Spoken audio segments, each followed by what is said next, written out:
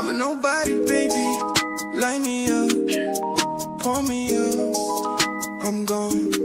Got me seeing genies in a bottle. Liquor got me feeling like a wrestler. Call me Santiago. Everyone listen when I speak. Don't know shit about shit, but I know ball.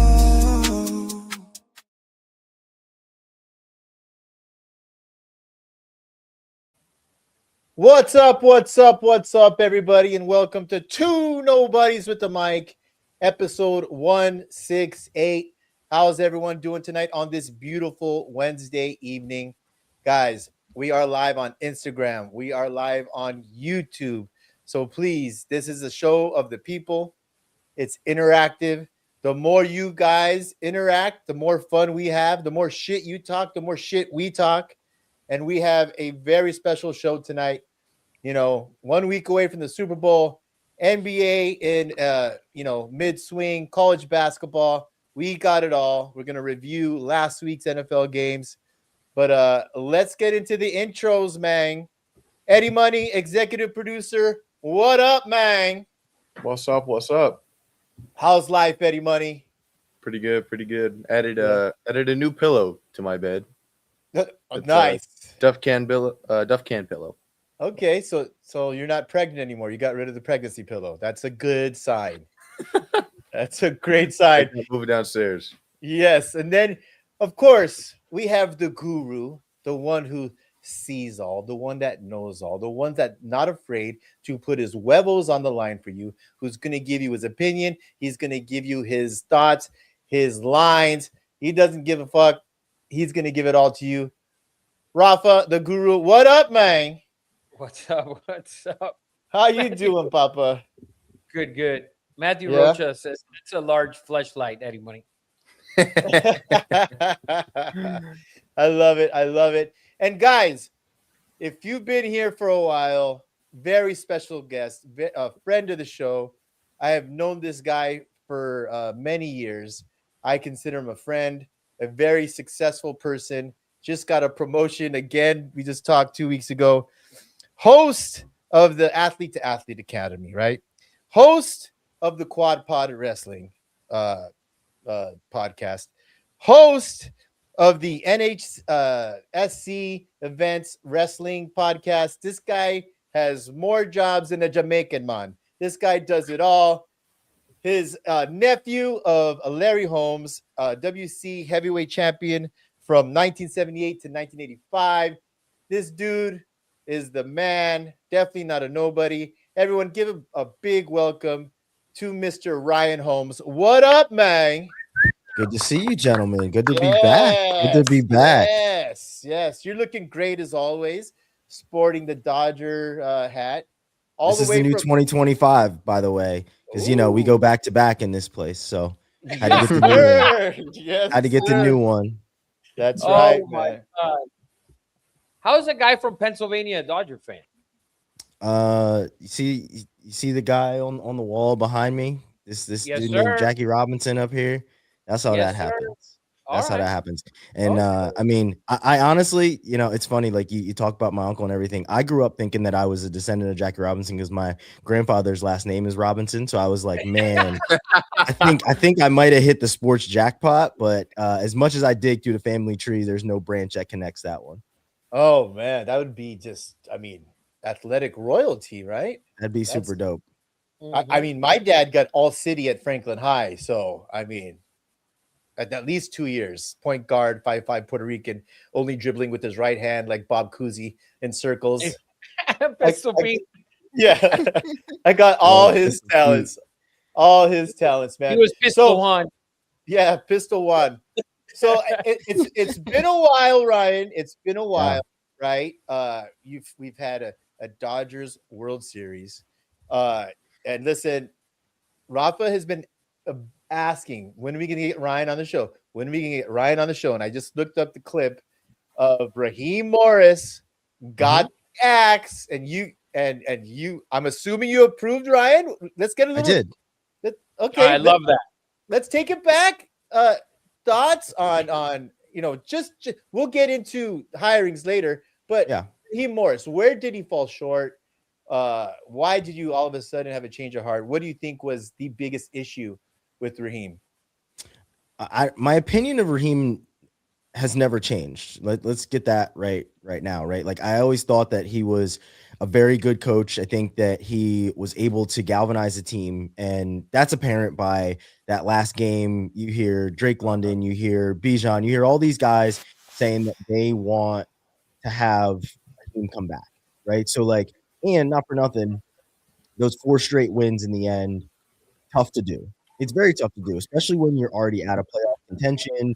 There's truthfully nothing to play for outside of next year's contract. So the fact that the team was able to galvanize behind him for those last 4 games, those last 4 weeks, I thought was tremendous. The reason I wanted him as the coach also was for that reason. I felt like he's a guy that knew the Falcons culture. He had been in Atlanta before. He was familiar with Arthur Blank. He knew he was there when Matt Ryan was there. He knew all of those things. So I felt that he would be somebody that could come in, and not for nothing, he was coming off of a Super Bowl. I know how Rafa feels about, that comment, but he was coming off of, a Super Bowl contending team with the Rams. And I felt that he had been around a different culture where he could bring in something from that Rams, coaching tree and everything else that they had going on. So for me, I loved the hire at the time, but I also felt like throughout the 2 seasons he was with Atlanta, clock management was an issue. Mm-hmm. And I just felt like he didn't really play as big of a role as I would have liked him to. I think the one thing that he maybe overcorrected as a head coach that he had done in the past was that he just let his coaches coach, and he tried to just be that CEO and that manager instead of like really imparting that wisdom and putting in his 2 cents on a defense that has majorly improved, and it's why they're keeping Jeff Ulbrich, right? Mm-hmm. But like there were times where I felt like he needs to be putting foot to ass on some of these players, and they turn to the bench and he's dead silent and he doesn't even have, his microphone towards his mouth to talk to his coaches. So it's just like, maybe it's bad timing on camera, but I always felt like he should have done a bit more than what he was doing, or at least from what we were able to see. So, but like I said, the clock management piece was certainly an issue. I didn't like how there were too many times where games were on the line and he was kind of non-existent too. So I honestly wanted him, and more so Zach Robinson, to be gone because I didn't like how the offense was run, to be completely honest. Okay. Well, Rafa, I'll let you get your 2 cents in because you said it wasn't going to work out. You have any opinions on what Ryan just said? And then we'll get into our first segment. You are fired. It's a natural transition because Raheem got fired. You know what? Ryan's, right. To me, I think that we see a lot with these, coordinators that get jobs, and then, their specialty for him, his specialty was defense.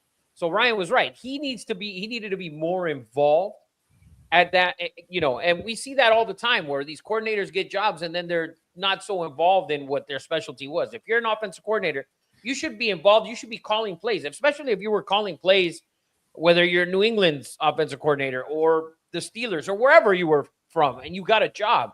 It's like if the Raiders hire Kubiak now and then he comes in all of a sudden and he hires somebody else. Fine. You need an offensive coordinator. Fine. But I want to call the plays because that's my specialty. That's what got me a job. Mm-hmm. Right. So, and I think Ryan's right that he could have been more involved, especially on the defensive side of the ball, obviously. And clock management's terrible. And I think that happens a lot with defensive coordinators that become head coaches. They're just so bad with the clock. And you're going to see it. We've seen it with Robert Saleh, and we're going to see it again with Robert Saleh. I promise you 1,000% you're going to see it again. You know how I feel about that, Rafa. If you failed with the New York Jets, that is like the ultimate mulligan. We have to see it again.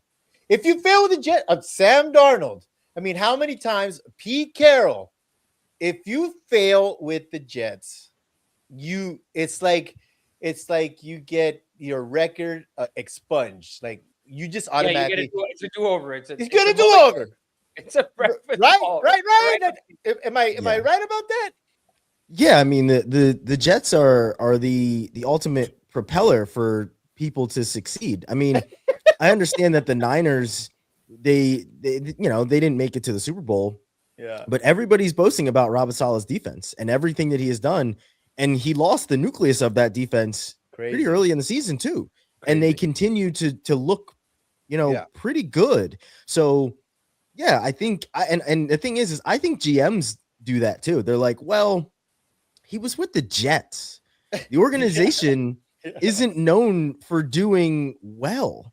So Yes. like Right. how the infrastructure isn't there. So how good Yeah. can he how bad could it really have been? And I remember he wasn't terrible with the Jets. I mean, the Jets organization was still shitty, but like he brought a little bit of life to them at one point. for sure. They- Defensively, It had for had sure. fans jazzed up, right? He Yeah, had Sauce Gardner, like he had some Yeah. pieces. for sure. So no, I think even GMs are just like, well, it was the Jets. It wasn't like he, came in with some perennial powerhouse and shit the bed. It was the Jets. Where were they going to go? This is the first team to not have an interception in a full season of football. Yeah, with crazy. Aaron Glenn as your head coach, With which the, is wild. yeah, with a DB as your head coach. It just doesn't make any sense. You have to be very unlucky to do that. Well, let's get into our first segment. Everyone knows our first segment called You Are Fired. We also do You Are Hired. Plenty of stuff. We would like, I know Matt, we're going to get into that, Matt. He has a great wrestling question. And maybe we'll have Rafa answer it. Let's put up that. Yes. Need Ryan's take on Jax Forrest and PJ Duke not being ranked number one immediately. And he doesn't need the answer right now, saying immediately coming out of high school. We'll get to that later, Ryan. That's a little teaser because we do have we are the wrestling podcast, other than Quad Pod, of course. But let's get into Your Fire, brought to you by Vice Golf, by the way, which any day now I'm about to get a code to give you guys. If you guys are interested in golf, Vice balls, they actually have clubs, drivers, gear, shoes, they have it all. We're doing You're Fired, sponsored by Vice Golf. Anyone want to, and by the way, YouTube, Instagram, you want to fire someone, you want to give someone some roses, now is the time to do it. Get it off your chest, feel better about yourself. Who wants to start with Your Fired today? I I'll think go. we're all firing the same thing, but I can go first if you want. All right. First of all, I want to hire Duke University for kind of suing the kid who went to Miami, and kind of basically like, hey, you Quarterback, signed Mensa. the quarterback, yeah, who ended up going to Miami. They had an NIL agreement, and he ended up breaking it. And we talked about it last year, and people have talked about it. Lane Kiffin talked about it. The transfer portal is open too early because and so, but this he agreed, signed a contract, whatever, and then now he said, well, Miami's got $5, $6, $7, $8, $9, $10 million, whatever. $6.5 million. A lot of money, and You so do he bailed on them. So that I want to hire Duke for actually coming out and making a deal. They made a deal, so they got something from him. Yeah. I'm sure they got some of that money that they gave him back or whatever it is. So I'm hiring Duke for fucking finally putting their foot down.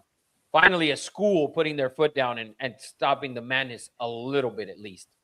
Well, yeah. And then we'll get to the firing. I guess everybody's gonna do it. Yeah, we're Firing all gonna do the same fire. We're all gonna do it. I mean, listen, when you put Chuck Noll in and the first ballot Hall of Famer, and George Halas, first ballot Hall of Famer as head coaches, and there's a couple others that are first ballot head coaches. How the fuck is Bill Belichick not a first ballot Hall of Famer? It's just stupid because you're setting that now. That means that nobody from here on out, McVay can't be first ballot. He just can't. I mean, he's got to win fucking 7 Super Bowls. Like nobody from here on out can be first ballot because Bill Belichick wasn't first ballot. Yeah. It's crazy. It's crazy, and we'll get more into it. I think it's a Bill Polian thing. But since we're talking about it, we have Ryan here, who's very in depth with NIL and college athletes, works with them all the time. Rafa and I have talked about it. Ryan, that this needs to be a very contractual, heavily legalized transaction at this point, right? These kids are no longer amateur athletes, at least in football, and it's. I think the tight end, I forgot his name. He said it best. It's just like he played for the Panthers, played for the Hurricanes. Greg Olson. Greg Olson. He broke it down the best. Or as Miami would know him as third leg Greg. Yes, third leg Greg. Exactly. So good. So good. But he said it's like it's going into the NFL. I have a 3-year contract, but I make a Pro Bowl. I'm really successful. And then I just put myself up for the highest bidder. And, how do we avoid this going forward, right? Do you have, obviously it's like, peace in the Middle East, but is there a more simple solution to solving this thing? Or is the NCAA just going to let this thing blow up in everyone's faces and say, see, I told you, you guys wanted the Wild Wild West. Here you go. You have any opinion on that? That's exactly what it is. The NCAA wanted this to happen. And you can't convince me otherwise. They wanted this to look like an absolute shit show because they fought to not have it happen for so long that they just said, all right, well, we'll do this and not put any guardrails up. So here it is. Here's your NIL. And it went from truly being something that everybody was able to get behind to now you've got Carson Beck, who they said, hey, Carson, have you missed a lot of class this week? And he said, I graduated 2 years ago during the presser for the national championship. I can remember when people were up in arms behind, who was it? Matt Leinart doing ballroom dancing and VCR programming during the national championship. At least he was taking classes here, guys. So like, that's the part for me that has gone by the wayside, but the NCAA they've wanted this for a very long time. They've wanted it to blow up, and they're hardly ever putting, at least the NCAA isn't putting like any financial literacy with anything. They're just kind of letting shit happen because they want it to look like a shit show. So I'm also glad that there was some sort of court case, because you do have guys that are just like, all right, cool, signed this. It's not working out. I'm out of here. You have, something came up recently in wrestling where people are like, well, people think that this so-and-so wrestler was faking his injury so that he would be paid for 2 years and not just 1. So there's that. I don't know how much truth there is to that, but for anybody to verbalize that, you're like, at least it's a thought on coaches' minds. So like, NIL has been the best thing and the worst thing. I think it's awesome that these kids are able to make money, and I shouldn't even call them kids because they're grown-ass men and women at this point. Well, grown-ass men in football. In college basketball, like the women they're still teenagers, right? Like they're the only ones that are, for the most part, truly the age that they should be as college athletes because of how things work for them. But they're grown-ass men, and they're staying in college football because it's now really cool to be a big fish in a small pond instead of going off to the NFL and trying to succeed there. So I've said it a number of times, they need better guardrails for it. I think that they need financial literacy, and it's all transactional now. And that's the problem, is now the highest bidder can come in and say, hey, here's the check. And they're like, all right, cool. I can go to, Ball State for a year and play. This is the money that they're going to give me. I can do that. Right. So it is what it is. I don't see it getting any better. I don't see it changing. There's a number of different legislative bills that are now, in the hands of the Senate and Congress and everything else. One is called the SAFE Act. And, I can't remember what the other one is. We talked about it in one of our last podcasts for A2A, but like there's so many things that other people outside of the NCAA are trying to do, and I don't see any of them succeeding, to be completely honest, because this is the new normal for us in sports. Yeah, it's crazy. What up, Big Vern? We got Big Vern in the chat. Big Vern, we got to get you on here soon. Yeah, I feel the exact same way, Ryan. They're like, you guys wanted this. Here you go. Now deal with it. And then it's almost, we'll be calling for him soon enough. But Eddie Money, you got a firing or hiring? You want to go off? Yeah, I got a quick hiring. Today I watched, there was the Champions League. It was like the last round before playoffs, and it was like NFL Sunday but for soccer. Bro, They it's had- wild. It was amazing. It was called the Golazo Show on Paramount Plus, So and it good. was basically like the red zone, and it just Mhm. kept switching between goals. I don't know how many matches there were, but there was so many, and like there was never not a point where someone was scoring. It was great. It was super highly entertaining. If you didn't get to watch it today, you missed out. And I think it was 18 matches total, all kicked off at the same time. Wow. Phenomenal. Well, I love it. We need to watch more soccer in the United States. It's a really, really good. Listen. Real quick, Eddie, hold on. Go ahead. Because Yeah. you guys didn't mention it, and I was going to mention it, and I totally forgot, and it just clicked. We should the NFL get rid of the Pro Bowl? Because yeah. because you listen, and not to knock on Shador, right? And it's not his fault by any means. Nope. But we saw this a couple years ago when the Raiders told Derek Carr to fucking go home. Like, Mhm. don't come back to the team. Basically, cut him in the middle of the fucking season, right? With a couple weeks left or whatever it was. I don't remember exactly. But he Yeah. wasn't with the Raiders. And they needed another quarterback to put in the Pro Bowl, and they put him in. So Yeah. now you have Josh Allen, Drake May. They're not going to play in the Pro Bowl. And now you gave Shador a Pro Bowl nod. And so, and it, it kind of plays out like a joke a little bit. Like, you could have given that nod to Joe Flacco too. I mean, it's just a joke at this point. It's a joke. A lot of people confuse Pro Bowl to All Pro. Yeah, they Pro, Should they not. shouldn't. Huge difference. I think, and correct me if I'm wrong, Pro Bowl, it's like 25% fans, 25% riders. It's a popularity thing. The fact that Trevor Lawrence is not in the Pro Bowl and Shador Sanders is a joke. And the thing is people like the commoners out there are not going to realize, and they're going to hammer Shador for being out there. It's not his fault. He didn't apply. He was voted in. He wasn't voted in. So he's a sub. He's a He's a replacement. Reserve. So that's like whoever the league assigns the replacements. It's not like I don't think they went to the vote getters. I thought it had something to do No, with like- the vote. Like four quarterbacks consecutively dropped out, and since a bunch of people voted for Shador, he was like the last option. So Well, He yeah, got- because you he needed got like a input. certain amount of starts or whatever. yeah, And Yeah. so he was like the next up that could really go. It's not 'Cause- because I think Trevor Lawrence just couldn't go or didn't yeah, want to. because you can opt out of the Pro Bowl if you're injured or if you just don't want to do it. So if you opt out of the Pro Bowl, someone else gets a Pro Bowl nod. So they don't even get into pads anymore, if I'm correct. It's basically No, it's like dodgeball and a whole and like fun, flag it's just football. game events. Yeah, like it legit is like there's dodgeball that's part of the Pro Bowl now. It's just yeah. and you know what's funny is as bad as the Pro Bowl is, I would still rather watch the NFL Pro Bowl instead of the NBA All-Star Weekend. To be completely I'm with honest you. right now. Oh man, Whoa. I agree. I'm with you. The NBA All-Star Weekend has been ruined for It's a long horrible. time, for a while.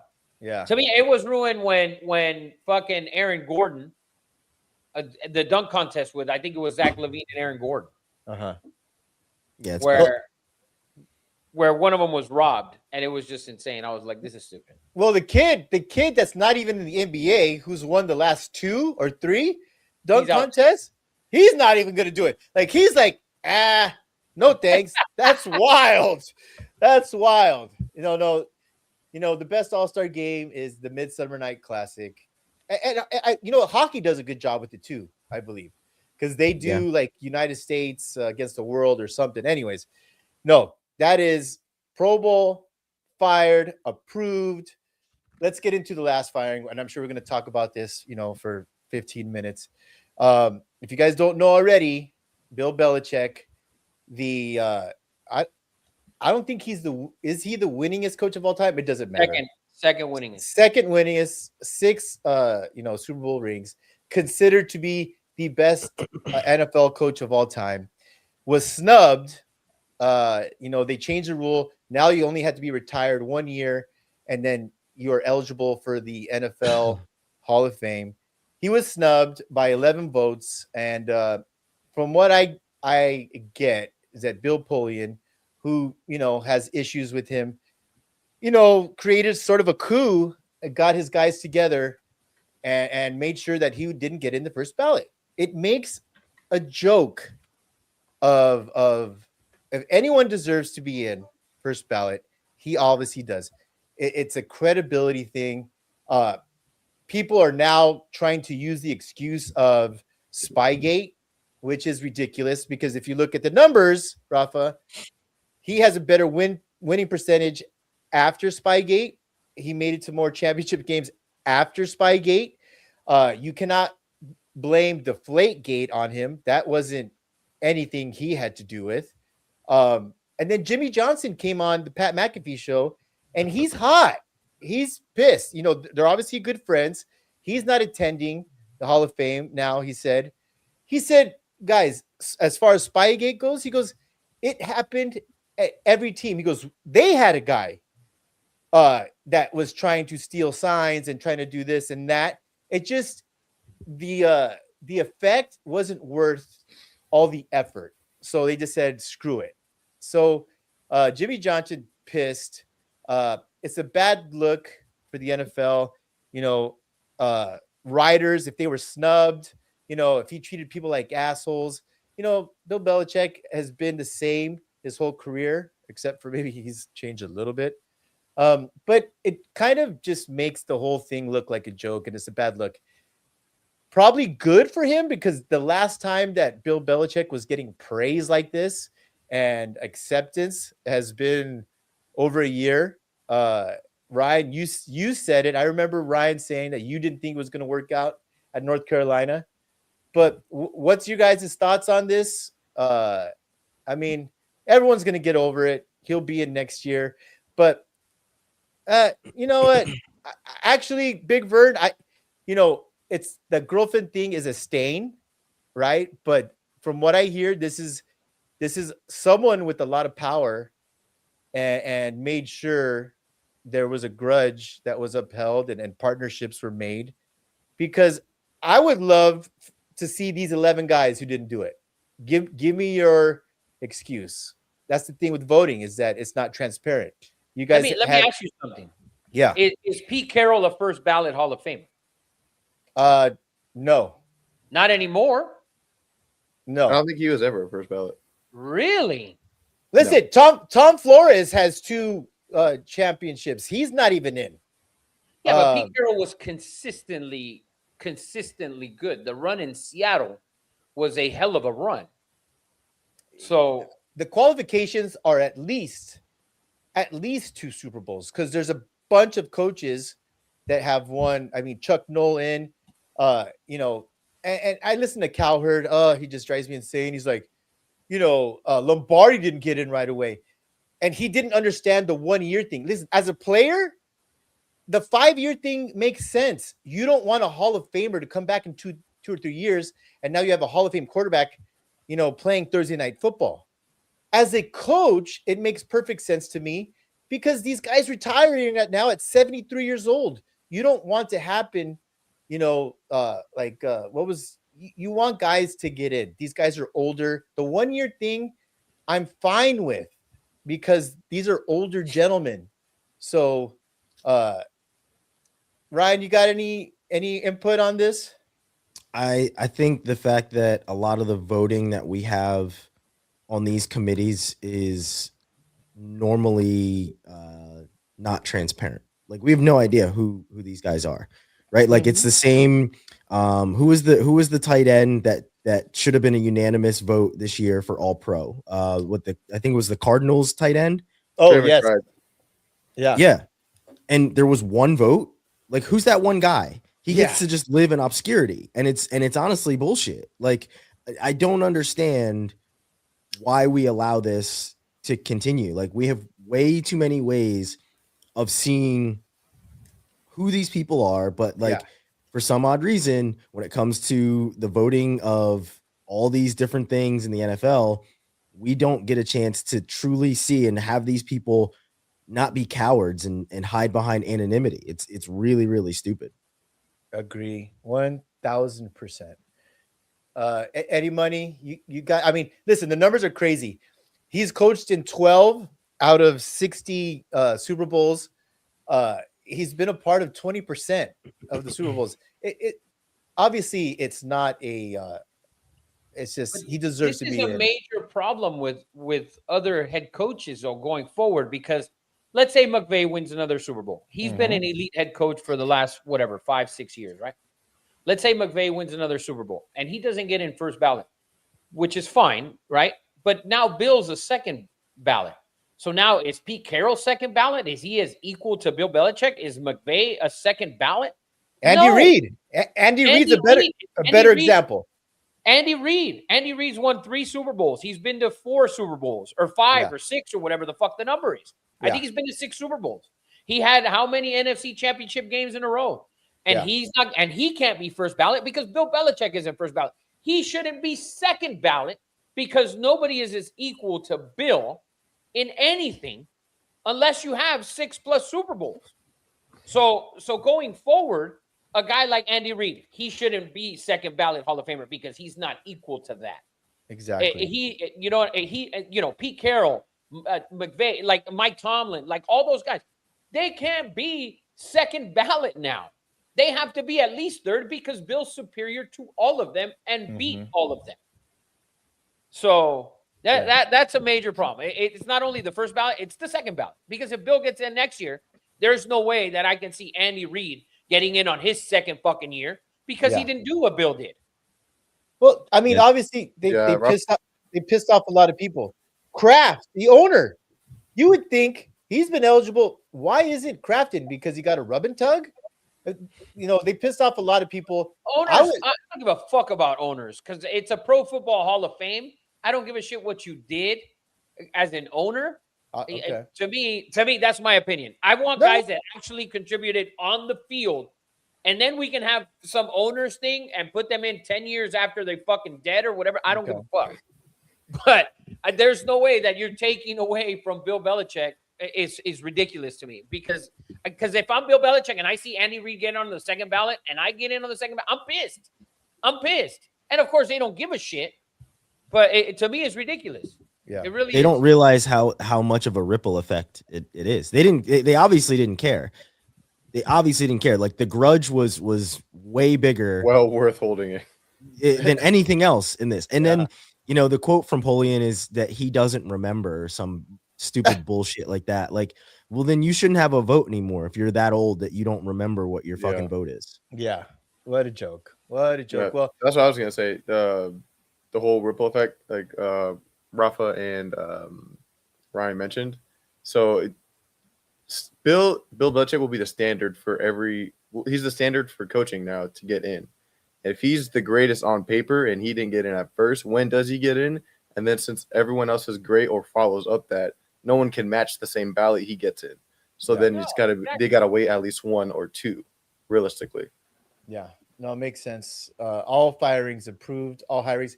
I want it real quick. Can I hire my sister-in-law and my 2 nieces? If you guys haven't seen, I've been promoting them on my Instagram page. They're on a show called Extracted, and it's on Fox.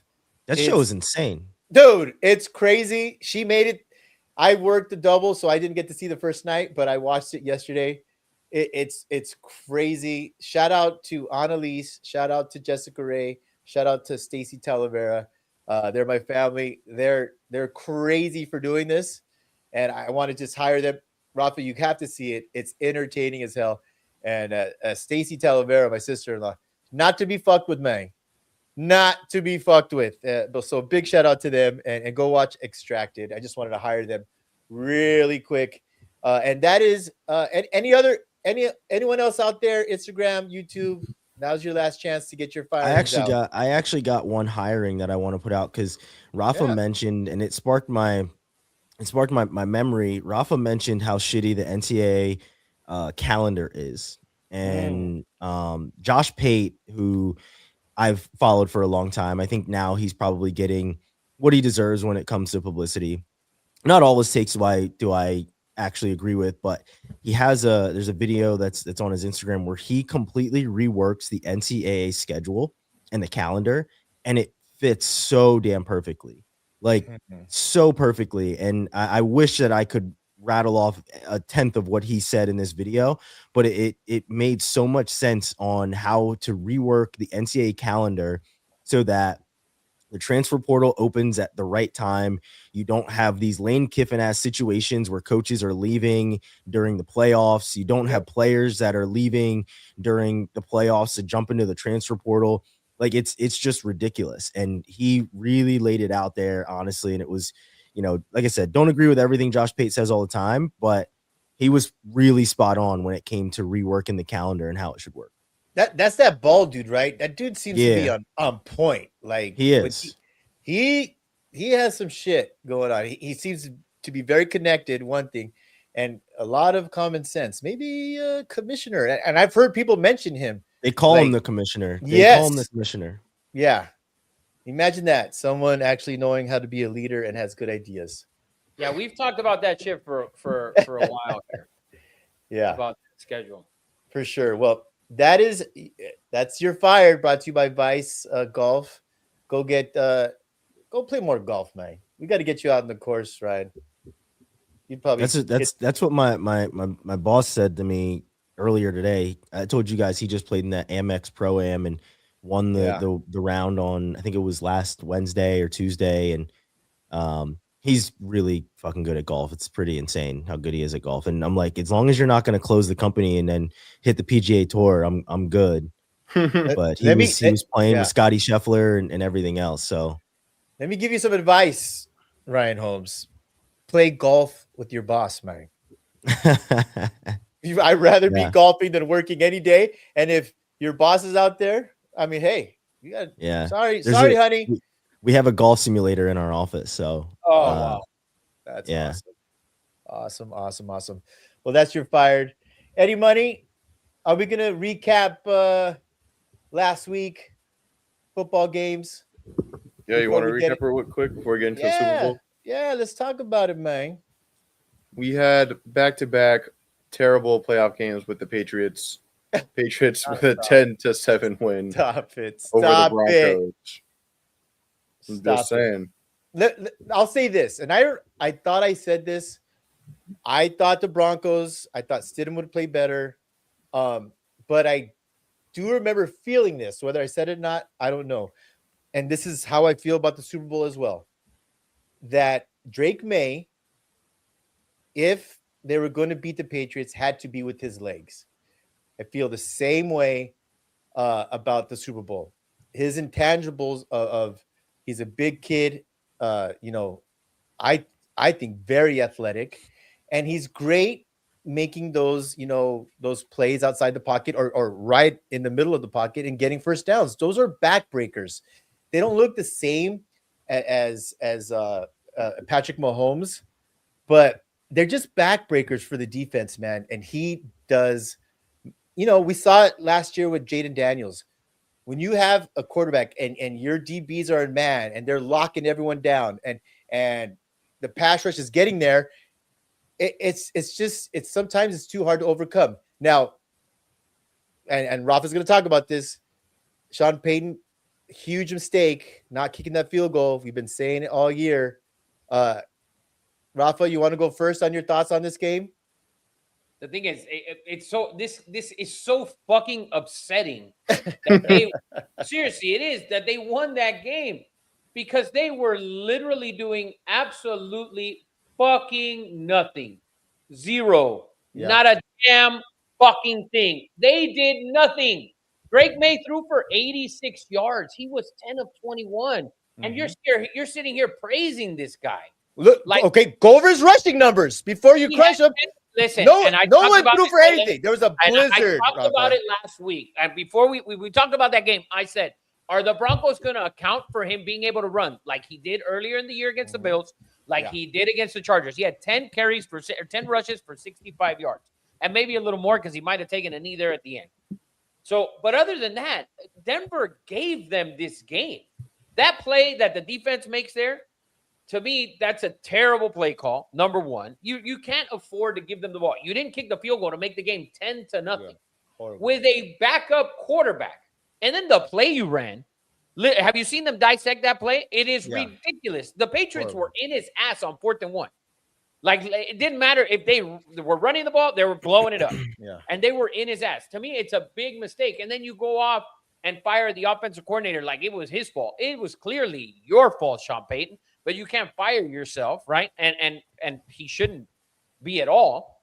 To me, they did nothing to win that game and were just gifted that game. One play won them the game. That offense was dead in the water. Did nothing. And they're in the Super Bowl. Kind of reminds you of Tom Brady's first Super Bowl. Hey, you know what? You can, if that's what you want. Defense had to play defense. Ryan, take on that on last week's game. 4th down has become my dick is bigger than you. My dick's bigger than yours contest. Yeah. Like everyone, and it's funny because these commentators are like, the numbers show this, that, and whatever. And it's like, the numbers don't show that. They show it because more people are going for it on 4th down and converting. Not that it's a good idea, it's that they're able to convert. That's really what it is. And not for nothing, a lot of these quarterbacks are throwing PI balls as it is anyway. So those conversions are through the roof when it comes to 4th down too. So like, I don't want to hear that, oh, you know, you only get one chance down here. You got to try and put them away and everything else. It's like, no, take the points, dumbass. Take the points. It's the second quarter. And honestly, and I can't stand Sean Payton. He was the Saints. He was the Saints head coach. I can't stand him as a Falcons fan. Can't stand him. So him losing is always great for me. But I'll tell you this: everybody on 4th down is like, nope, put my dick on the table. This is what it is. And it's like, well, for what? Like these kickers, it's like chip shots. Like the Falcons had a ton of kicking issues this entire year. However, once they figured it out, everything was fine. But all these teams, they have kickers that can kick from the logo. You get to the damn logo, and sometimes you're guaranteed 3 points. Well, they're rarely missing. Later on in the game, when you needed field goals, and the snow is now fucking fully going.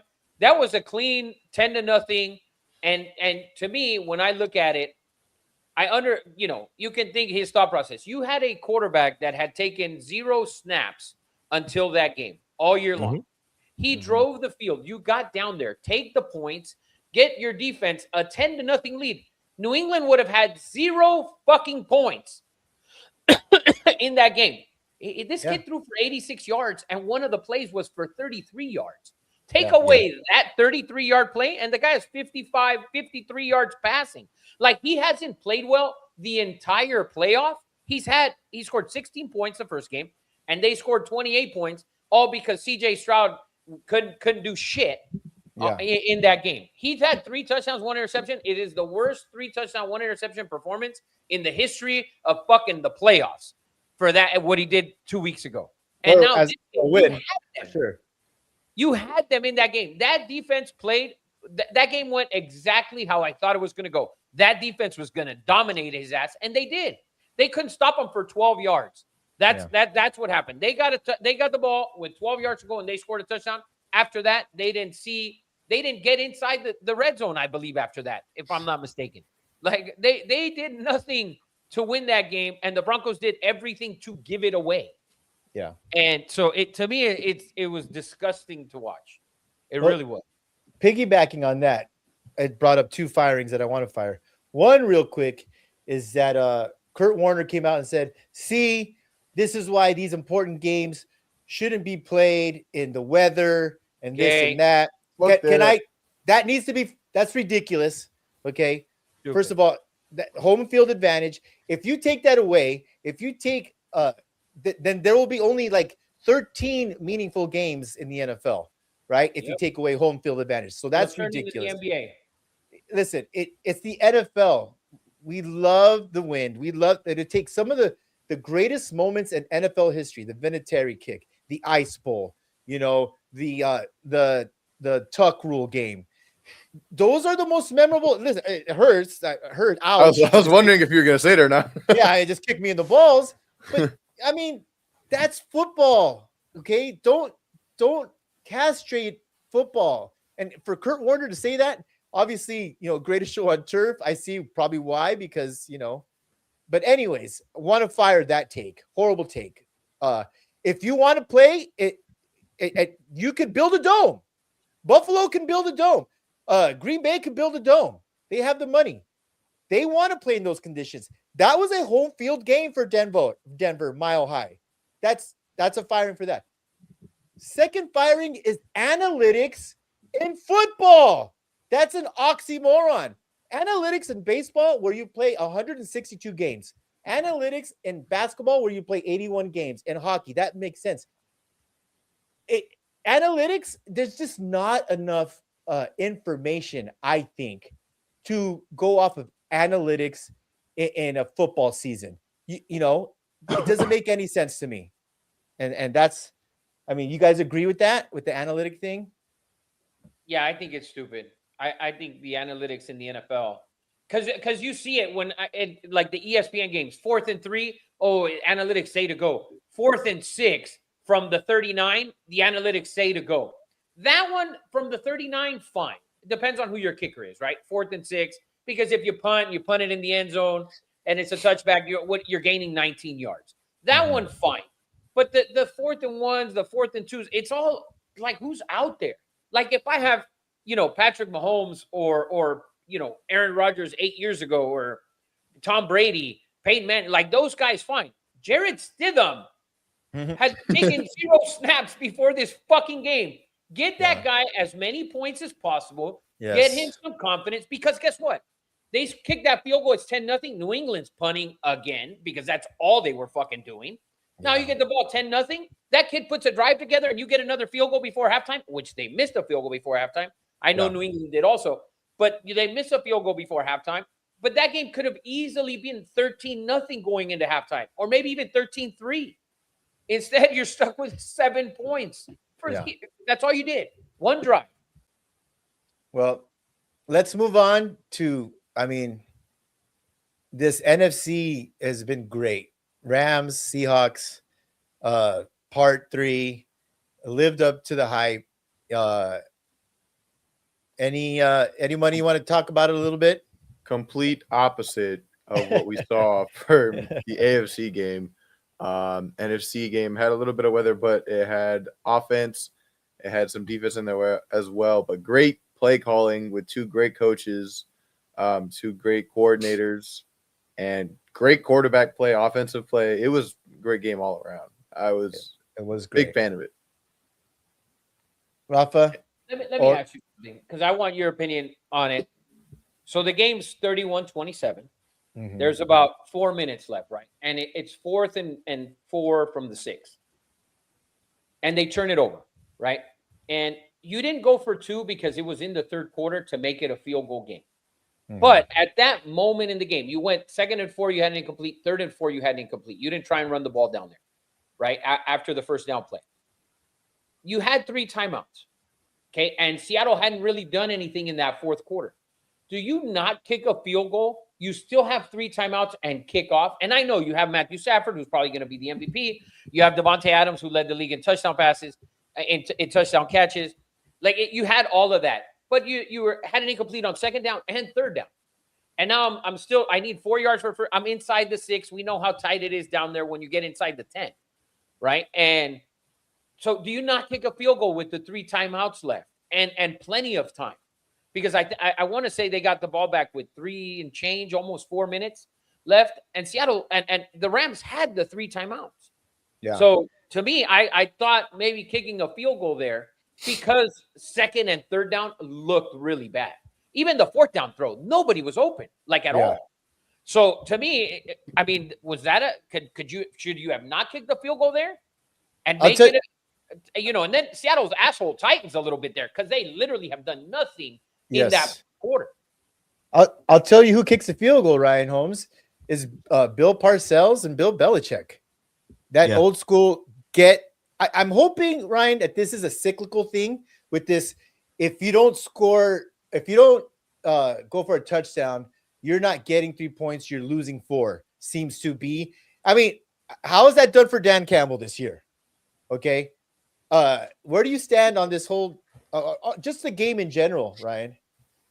I'm with Rafa on kick the field goal, get the points. Like, especially when in the playoffs, you need those points. Like, those points are so incredibly important, because who's to say if you're going to have that chance again? And when you do get that chance, you can't capitalize on it, right? So, like, regardless whether it was the Denver game or it was the Rams game, it's like, guys, go kick the field goal. You're not in the regular season anymore. It doesn't, like, gambling doesn't really work in the playoffs. You should not be gambling in the playoffs. You should be kicking those field goals. So I hope, again, like you just said, that it is cyclical, but I also feel like Dan Campbell a couple of years ago was kind of the catalyst for it, because everybody was seeing how well it was working for them, because nobody was really, I'd say nobody was going for it on 4th down, but they made it like their identity. And when they made it their identity, most of these teams were like, well, shit, it's working for them, right? I'm tough. I'm a badass too. I'm going to go for it on 4th down. And it's like, well, for what? Because you feel like you're getting outrun by a guy that feels like he's the toughest dude in the room. Well, okay. How'd it work out for him on 4th down every single time? Is he winning games? Is he winning Super Bowls? Like, is that working? So no, I'm a kick the field goal, especially in the playoffs kind of a person. I'm kick the field goal, take the points. In the regular season, maybe gamble, but not every single time. I hate how people are making this 4th down, going for it, their identity. It works out sometimes, certainly, but not every time. Yeah. By the way, that drive ended with 4:54 on the clock. Yeah. 4:54. So almost 5 minutes of gameplay and 3 timeouts, all of your timeouts. So Seattle could have had 2 first downs before you started using your timeouts, which is exactly what fucking happened. I mean, literally, to me, that to me is a big deal there. I think there was way too much time for you not to kick there, and you would have covered. Let's that's the real problem here. Let's get down to the nitty gritty. They would have covered. But before we watch Sam Darnold's balls, I do want to watch Clint Kubiak's balls and McDonald's balls, because what to me, and I was watching this game with Hakatomi Plaza, and he's like, Dad, you can't throw the ball here. I think it was with Stafford, a minute, 50 seconds, 45 seconds would be too long with Matt Stafford. They had to throw the ball at least once there. They got it. I loved how they were a little bit aggressive. You want to go win the game. You don't want to put the game in Matt Stafford's hands, because he will go effing win it. Yeah. I'm not going to watch your ball sack, Big Vern. Good try, though. Yeah, listen, I could only say no, right? So to me, I love Kubiak's that play action. You get that first down that sealed it, and then it was, we're going to go win. We're not going to lose. I loved how he wasn't conservative there. Now, let's wash Sam Darnold's balls, right? I said he wasn't going to be healthy enough. I've been critical of him all year. Could he win the big game? And he did it, man. He played his best game against. He balled out, Rafa, and it has to make the Jets sick. It has to make the Panthers sick. It has to definitely make Minnesota sick to their stomach. And I'm happy for the kid. And now I know that his grandfather was a marble man and all kinds of shit about Sam Darnold. It's a great story, but I had to come on and give him his props, man. And now I'm pissed. We got Geno Smith and not Sam Darnold in Vegas. Who knew? Who would have thought that Sam Darnold, out of all the USC quarterbacks, would be the first one to start in a Super Bowl? Well, look at his draft. In his draft class, look at his, not only at a C, but in his draft, Lamar Jackson, right? Josh Allen. There's another one in there too. So Lawrence. But Eddie, you said, you brought up like the Jets and Carolina. Sam Darnold wasn't a good quarterback at that time. Sam Darnold became a good quarterback. You know where? After the Niners. Minnesota. With Kyle Shanahan. Ooh. There you go. After he learned something from Kyle Shanahan, he went to Minnesota with those guys, and he realized how to fucking, he figured something out, right? And when we look at the numbers, you can look at JSN had 10 catches. 10 catches. Amazing. Like, Darnold was great. This man had 10 catches. The next guy had 4. Like, JSN was phenomenal. Amazing. Phenomenal. And nothing, not to take any credit away from Sam Darnold, he was great. He was great. And listen, Sam Darnold probably going to be hoisting the fucking Super Bowl MVP trophy as well next Sunday. Agreed. Yeah. Wow. Well, Wow, that's definitely an original sentence. No one's ever said that sentence before. That's wild. that is wild. But- Anything? Go ahead. I mean, we recap the games. We might as well, since we have Ryan here, talk about the Super Bowl. It's Seahawks -4.5 against the Patriots. It'll be in Levi Stadium where the Niners play. Over under 46. Listen, I'll go first. That defense is fantastic. Sam and that offense, K9, just running the ball like a madman. Our St. John Bosco brethren, George Alani. George Alani, baby. SJB Brave. He balls out. Bobo, tight end from UCLA. Shaheed, right? That was a big addition. Shaheed, he's that dude that you have to account for. Burned him early. They run him on reverses. It seems to me they have it all dialed in. And that's why I'm going Patriots, baby. Because my God. see, just like Rafa, when the greatest show on turf, I was in Vegas with my dad. I believe the spread was 14.5. You had Tom Brady, not doing an effing thing. I just think it's going to be one of those things, man. It doesn't make much sense. But I've always told you, I love the fact that Josh McDaniels, right now, as we speak, is watching film of Tom Brady in a Super Bowl of his plays, his team. So it all makes sense. Like, this is what we did. I'm telling you this, over under on trick plays from Josh McDaniel, 3. They are going to pull out hooks and ladders and shoots and slides and double pass reverses. You are going to see a plethora, great word, of trick plays. Did you just compliment yourself? Yes. I always like it. Williams. He's in his bag right now. He's in his bag. Oh my God. Bless you. Thank you. Yeah. Don't ask me to spell it. Don't ask me to spell it. Plethora. Over under 2.5 trick plays from Josh McDaniel and the Patriots, man. They're gonna pull it off somehow, man. Listen, I think if Josh McDaniel is the only film that he should be watching for the next 2 weeks or the next 10 days or whatever the fuck is left, should be what Matthew Stafford was able to do against Seattle's defense. Mm-hmm. That's the only thing you should be watching. You shouldn't implement your offense that you have today. Don't use it because your quarterback just threw for 86 yards on fucking 47% completion percentage.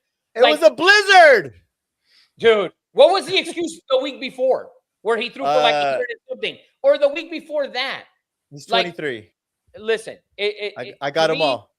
To me, if I'm looking at this, if I'm Josh McDaniels, I want to see what Matthew Stafford and the Rams have done against Seattle to score points. What they did the first game against Seattle for him to throw all those interceptions. But I don't see it. You can't. I don't think Richard Seymour, Willie McGinnis, Teddy Bruschi are coming out to play defense for New England at the Super Bowl. Vince Wilfork. Those aren't the guys playing. To me, when we're looking at both teams, Seattle's high-powered offense is superior to any offense that they've played so far in these playoffs. 2 games at home, and they didn't look good. CJ Stroud, he was god-awful. I mean, just disgusting. Okay. Herbert and the Chargers play calling was terrible. And they were hurt, but they've been hurt all year long. So I don't use that as an excuse for them when you scored 3 fucking points and you were at the goal line and you decided to run with your quarterback. Like, to me, it's just stupid. Not at the goal line, at the 4 or the 6. To me, like, you've gotten away with shit that I don't think you're going to be able to get away with this team. I really don't, because the Rams scored 27 points last week. New England has yet, their offense hasn't looked even close to what the Rams offense looked like this last week. I don't think they're going to be able to compete. I think Seattle blows them the fuck out by at least 10. Where's the sharps? Is the line? Do you predict the line to go up, Rafa? The line already moved. It opened at 3.5. It went to 4, and in some places that's like 4.5. You think the it gets money's to going to 5? be on Seattle? They're superior. They're better defensively. They're better offensively. The only advantage that the Patriots have is on the sideline, okay, with coaching, and that still doesn't. It hasn't looked good on the field scoring fucking points. It really hasn't. So if they get down early, I don't know if they can come back. I really don't. Ryan, let's get your journalistic acumen. Give me Seattle, and it's for that defensive problem that they have. Honestly, Seattle's defense is a problem for just about everybody but the Rams, right? Like, the Rams scored 27 points last week, but everybody has had a problem with Seattle. And Eddie, you brought it up earlier. Drake May's legs. I think that they find an answer for those. Honestly, I don't think that he has as many rushing yards or as many rushes in the Super Bowl as he's had in past games for them to truly be a factor. They're going to make him make plays between the ears and with his arm. I'm not saying he can't do that. I'm saying he won't do that because of what they're going to throw at him defensively. It's not going to be good for that Patriots offense in the Super Bowl. And I think that the reason that Darnold and Kubiak are able to score as many points on offense is because of what that defense does to just absolutely shut teams down and give them really good field position so that they can, march down the field, score all the points that they score. They're in sync on offense, but it's that defense that is the X factor in this game. I think there's probably, I would put it at probably 2 takeaways for the Seahawks defense in this game. We should go golfing then. I'm with you on what you said, because I talked about it last week when we talked about the Denver and Patriots game. Are they going to allow Drake May to run the ball? And we've seen it, and you cannot allow him to be able to get out of the pocket and run the ball. And that cannot happen. He's not Lamar Jackson, but he's not Tom Brady back there either. So he's going to be able to move, and he's going to get first downs. Is Seattle going to allow that to happen? I don't think so. They listen, to me, when I've watched all 3 Patriots games, I feel like they scaved through, like they just got through. It felt a lot like the Chiefs last year and Denver, during the regular season. Like, they just got by winning these games, and they just got by winning these games in the playoffs. Yes, they faced the backup quarterback. Yes, they faced the guy who turned the ball over 5 times. Yes, they faced a team that fired their offensive coordinator and had no tackles left or whatever, which to me is still not an excuse. Bad play calling for me. So that's why I think Seattle, is going to dominate them. And then the Patriots will go off, and all the fans, like fucking Rocha was making an excuse after the first quarter when they were getting their nuts kicked in, because it was 7-0, but it felt like it was 21-0, and he felt it. I guarantee you his asshole was like this, guaranteed, until that fumble, because he thought like a typical fan, oh, we'll be back next year. No, you won't. You better get in the Super Bowl, and you better win it, because if not, that's it. No, you won't. You're going to be the Washington Redskins here real soon. Hey, listen, let's not forget to mention probably the biggest stain on the Patriots is that the Raiders beat you, man, in your house. And that's my highlight of the season. After week 1, it was all downhill. Eddie Money, let's get your prediction on tape, man. I don't want to hear you bragging. I'm a defense guy. Defense wins championships, even though you said a couple weeks ago. Defense wins games. Quarterbacks win championships. That's not the saying. Defense wins championships. Seahawks. take it all. I had the Seahawks last week. I got the Seahawks again for the Super Bowl. Patriots, I've never been a fan of them the whole year. Still not a fan of them. Every week they've played a good defense throughout the playoffs. Offense has extremely struggled, and this time the defense actually has a competent offense to follow it in the Seahawks. So they're about to get that ass tapped. All right. I mean, listen, it all makes sense, guys. Everything you said, I agree with. And I mean, there's big, large buildings with lights and beautiful restaurants and Adele and Beyonce and a lot of entertainers. There's a reason, because shit happens. I'm just saying, I feel like shit's gonna happen. You're No. going with with Vrabel because he said he would cut off his dick to make a Super Bowl, and now he's there. Yes, I'm a big cut off my dick guy. Big dick guy, huh? No. Big piece. Hey, I'll ask you, Ryan. I probably asked you before. Trivia question of all trivia questions: what high school did Mike Vrabel go to? And I probably asked you this before. I'm sure it's probably Bosco, isn't it? No. I'll give you a couple hints. One, it's in Ohio. And okay, I can't even give you the second hint. Very Did he go to difficult. Did he go to St. Ed's? Is he a St. Ed's guy? No. Now I'm going to give it away now. I think, well, definitely for my son, was the toughest wrestling tournament in the country in season. Oh yeah, he went to St. Paris Graham, didn't he? No, Where Walsh, Iron Man Walsh is Walsh. where Iron Man is. Yeah, Walsh I'm Jesuit. thinking St. Paris because they always win. They always Yeah. win Iron Man. Yeah. No. Walsh Jesuit is where he went to in Ohio. And God, Ryan, I can't believe I just teed that up for you.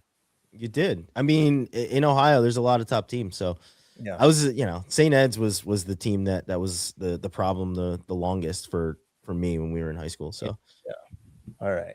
Well, that is your NFL predictions recap. Eddie, Money, are we going to roll into firings and hirings? Yeah, we kind of went over a majority of them, but a big one that was this week is that Titans obviously got Robert Saleh, but as their offensive coordinator, they got Brian Dable. So he'll have Cam Ward, a number 4 pick, and the number 1 team in cap space. Brian Dable taking a demotion and going back to offensive coordinator to hopefully bring back his QB guru-ness on Cam Ward. How do you guys see that playing out? I like Or that. what's your thoughts on the decision? I like that. If Salah coaches his defense, as you know, we talked about earlier, you get a defensive guy, let him continue to do what you did to get you the job, right? And you were a defensive coordinator, which is why you got another chance to be a head coach. Run that defense. Run the defense the way you've ran your Niners defense in years past. And then you get Dable, a guy who went to the playoffs with Daniel Jones, and Daniel Jones before he was Indiana Jones, like that Daniel Jones, and won a fucking playoff game, which I always mention with Daniel Jones. Always kills me. Right? So always got to remind people. So, for him, I think if and this is a great for Dable, right? Because if that offense can do something and they got a good draft pick and they got a what I like the quarterback, I like Cam Ward. So I think they can do something. If they can do something and get 7, maybe even 8 wins and get a little wild there, that division isn't great. It was great this year. It was a really good division. And I think next year with these 2 guys coming in, as long as Saleh does what he's supposed to do, I think the offense will be just fine. I think it's a great hire, and I wouldn't be shocked if Tennessee wins 7 or 8 games. If that offense is rolling, Dable will be up next year. People are going to call to offer him a job. And it wouldn't be surprised if they, and you guys say, people go to die there and you get a mulligan afterwards. I wouldn't be surprised if Aaron Glenn's out of the Jets and Dable having a good year. I'm throwing it out there right now. Goes back to New York and plays with and coaches the Jets. Woo. yeah, let the Jets have half a season with no interceptions. Glenn is gone. Yeah. They won't even let him get to 17 games. He will be gone Yeah. so fast. Yeah. Well, it didn't help that you traded away your 2 best defensive players. That did not help. Well, actually, it's going to help because you got picks. Actually, I think they got the better of that deal. Yeah, they So, got a couple picks in the first round. They Yeah. should be okay. Yeah. And that's going to be a big thing for Aaron Glenn. You have 2 first round picks, and what if if they come in and they're not, the team's not producing? And listen, it's the AFC East. You have the Patriots and the Bills, and we'll get to that hiring, which is ridiculous, in a minute. So I think it's a tough division, but if you're like 0-7, like Ryan said, you're going to be out of there in a hurry.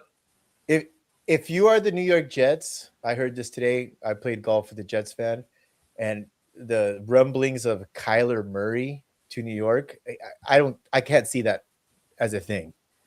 First of all, it's New York, the toughest media market for QBs. I mean, what do you do at quarterback?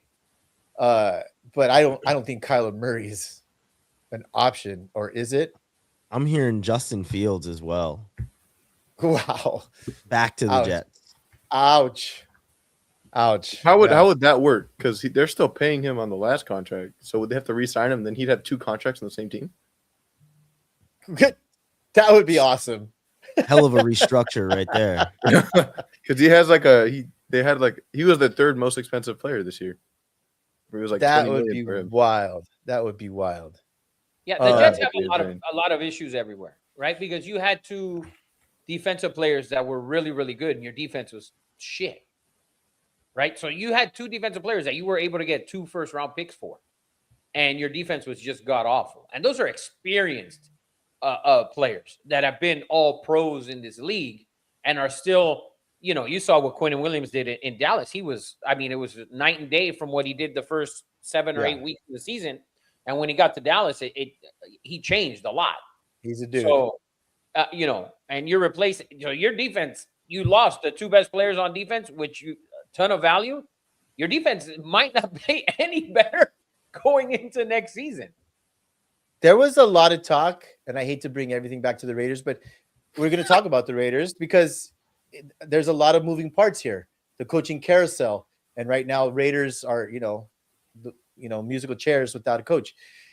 Brian Daboll came in and left, and Raider fans are like, "Wow, we are that dysfunctional." That Brian Daboll, and was he offered the head coaching job? I'm assuming he was in there for an interview. And he decided, I'd rather go to Tennessee and be an OC. Is that a thing? Are we reading this wrong? Do you think the job? Remember, they had Cliff Kingsbury in there a couple years ago, and they Hired him for 30 minutes. thought you had a deal, and then he bounced to the Redskins. Mhm. So I mean, there's some sort of dysfunction there. I mean, you lost 15 of your last 16 games. Like, Yeah. who the fuck does that? I mean, so there's definitely dysfunction in that motherfucker. Yeah. That's 100%. So Yeah. I mean, I don't know.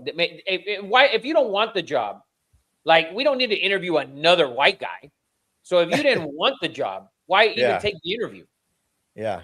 So there's definitely a dysfunction. It's different if they're interviewing Vance Joseph or even Ron Rivera, right? Or some random. How about Brian Flores, who everyone thought was going to get a job? And it looks like, again, Brian Flores is out there again, not going to get another opportunity. For me, I love Brian Flores as a head coach. I thought he got a raw deal in Miami. But to me, if I'm getting Brian Flores as a head coach, my best unit is my defense. And for me, if I'm Brian Flores, I'm not going to the Raiders because the defense is just god awful, right? Like, I have one guy that's rumored to be asked for who's asked for a trade, and it's just a rumor.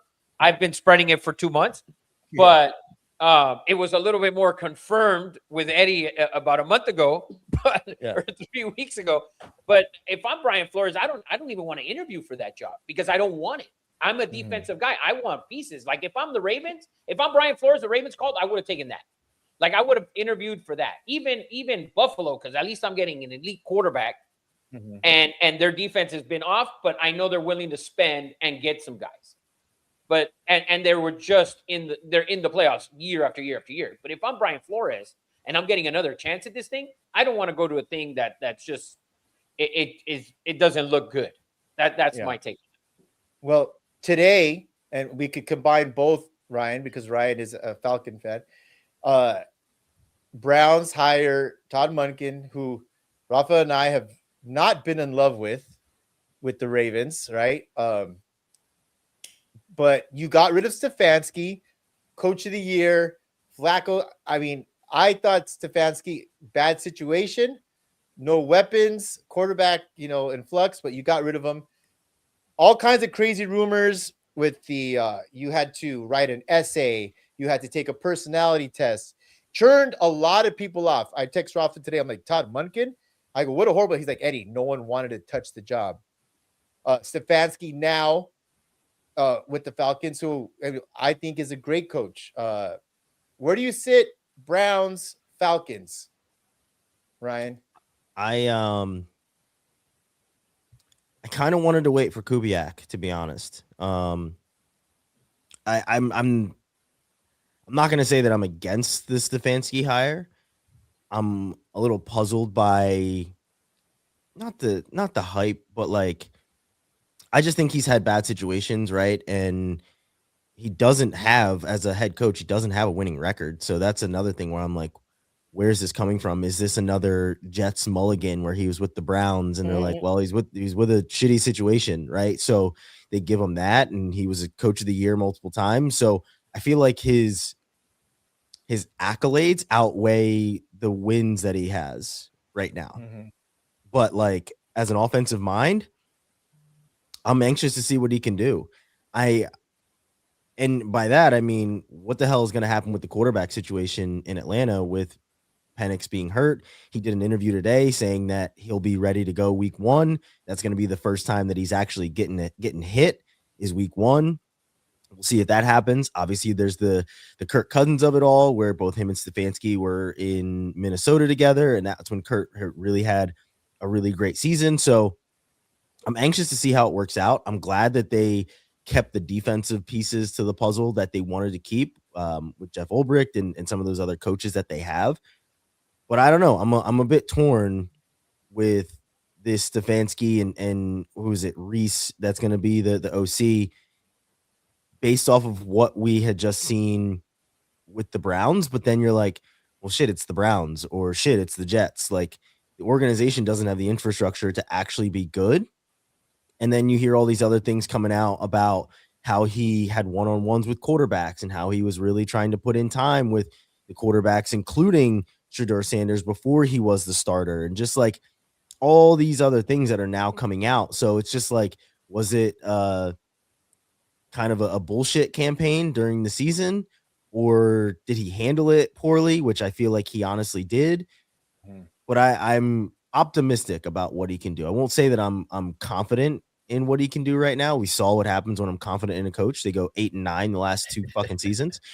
But I think he can do some good. And my hope is that he's an under center type of play caller when he comes to Atlanta, because that pistol bullshit that Zach Robinson forced down our throats with Michael Penix, and then as soon as Penix was hurt, Kirk Cousins was under center literally the first snap. Not even joking. First snap, under center, play action, run on the ball. Like it was the offense that should have been in play the entire time. Wasn't. So I'm hopeful that we get a true pro style offense in Atlanta again, especially behind. And I know Matt Ryan saying he's not going to tell them how to call plays and all this and all that. Matt, you can't. I think it's very tough for you to stay out of the football of all of it. So I don't believe that he's going to. I think that he will be nurturing Michael Penix. He'll be talking with Kubiak. He'll be talking with Stefanski. He'll be talking with Reese about offensive plays. It's hard for me to think that they brought Matt Ryan in just to pick the best coaches and players and GM. I think he's going to definitely be a voice to listen to in that building. And from reports, he was a voice to listen to before they got rid of Raheem anyway. I've heard that. And why wouldn't you listen to him, right? Exactly. Why wouldn't you listen to him? And a pro style, when they made it to the Super Bowl, they were a running team. You have the, if not the best running back, the second best running back in the league. A lot of talent. So I think it's a great hire for Atlanta. I really do. Preach. I think it's a great hire because to me, Stefanski went to the playoffs in 2023 with Joe Flacco, right? True. And they lost on the road. There, we know how bad the defense was on the road, which was crazy because defense is supposed to travel. They were the number one defense at home and like the second worst on the road. But to me, when you have and Michael Penix, I like the Falcons. I've always liked the Falcons since Jamal Anderson. I don't know why. Don't tell me why. I've always liked the Falcons. They have like a soft spot, like the Dolphins for me. And so for me, when I look at that, I look at Stefanski, who with what he did with Joe Flacco, and he got fucked with Deshaun Watson because Deshaun Watson didn't turn out to be Houston Deshaun Watson. He turned out to go to massage parlors even more than he did in Houston or whatever.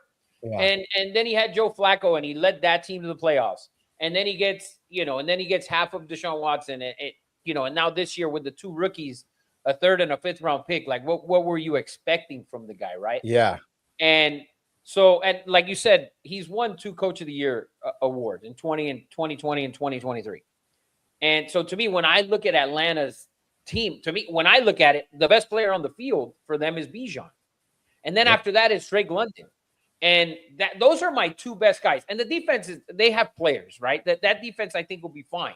I think they could be a top 10 defense in the league consistently. So now you get a guy who can run an offense. And when you saw Kirk play, Cousins was phenomenal. When Drake London was on the field, he was amazing still. As old as he is, he was very, very good when Drake London was on the field. So to me, I love that. And for them keeping Drake and Michael Penix, I would keep Michael Penix and Kirk Cousins. I would keep Cousins there for sure. Because if Penix is not ready to go, you don't have to rush it back. Kirk's going to be able to handle it, and I think he's going to be just fine. And they have all the weapons on offense to be a Seattle type of offense. That's what I think. Yeah, they beat playoff teams and lost to the Dolphins and the Jets, but they beat the Bills and the Rams. Like, yeah, makes no sense. Like the 2 biggest runs of the year that Bijan had came against playoff teams.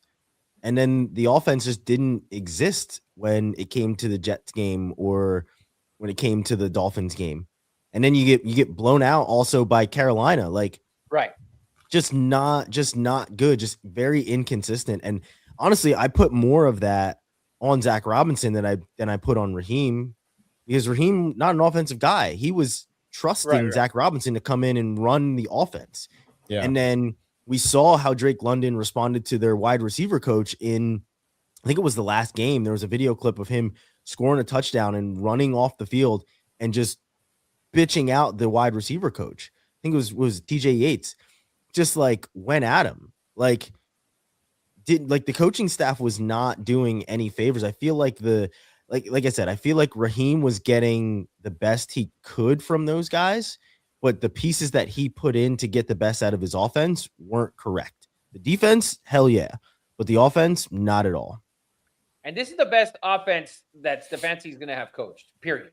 You have an elite running back, and you have an elite wide receiver, and you have a tight end who wasn't as bad as he's been in years past, and kind of maybe getting to not close to what we expected because he was drafted in the top 10 or whatever, right? But fourth, I think. Yeah, but or in the top 5. But to me, I think you saw a lot. You saw a lot of progression from Kyle Pitts. So, I think you have all the pieces there for them to make a run in that division. I don't think Carolina is going to be back next year. They were 8-9 anyways. Yeah. Tampa's got some questions, and older Mike Evans, etc. So, and the Saints are just, let's stop with the Saints, right? Like, everybody's hyping Shuck though, man. Everybody's on him. They love him for some fucking reason. Dude, he made plays. That's the thing. He made plays. Yeah, but making plays on a shitty team is not like, what's that mean? Hey, he went on the road and beat Tampa. I know Tampa wasn't a good team, but going on the road, listen, I don't like the guy. All right, I'm not preaching for the guy, but he made plays. I mean, he made some plays, and would they end up with more wins than what they were supposed to? Yeah. So, trust me, I know where they're coming from. Raider fans thought that Aiden O'Connell, just because he did, like, you're so thirsty for something at quarterback. When you see any flashes of anything, you're like, you get excited. Yeah, but this is not Aiden O'Connell. That kid made plays. He had drives to win games. Like, and there were drives where he had to put together to win games, whether on the road or at home, and he won a couple of them, putting drives together. So he made plays. He made key plays. It wasn't like, when AOC went out there and it was like, oh, okay, Well, this guy's an actual quarterback. speaking of AOC, let's get down to the only team that really matters in this podcast, and that's the Raiders. They're finally going to interview Clint Kubiak, I believe on Saturday, even though obviously he's preparing for the Super Bowl. This is who I wanted. I think day one, I mean, obviously I would have took Tomlin or Harbaugh, but drafting Fernando Mendoza, bringing in a Clint Kubiak, a young offensive-minded guy. I've heard he doesn't have the strongest personality, guys. We've seen coaches like that succeed. So a lot of talk. They let Davis Webb, the passing coordinator from Denver, he came in. A lot of people thought that was going to get done. And then the Broncos go and freaking fire Joe Lombardi, which to me was like, oh, maybe Davis Webb is a dude. Maybe they fired Lombardi because they want to keep Webb. Another guy, Texas Tech, Kingsbury, quarterback, young, offensive-minded. But that's what I'm hoping for. I'm hoping Kubiak gets it. I don't even know, can he take the job on Saturday and still? No, it has to be after. After, It'll be Monday. What do you guys think? Monday after the Super Bowl. What do you guys think? It doesn't have to be long-winded about the Raiders. I think he takes the job, honestly.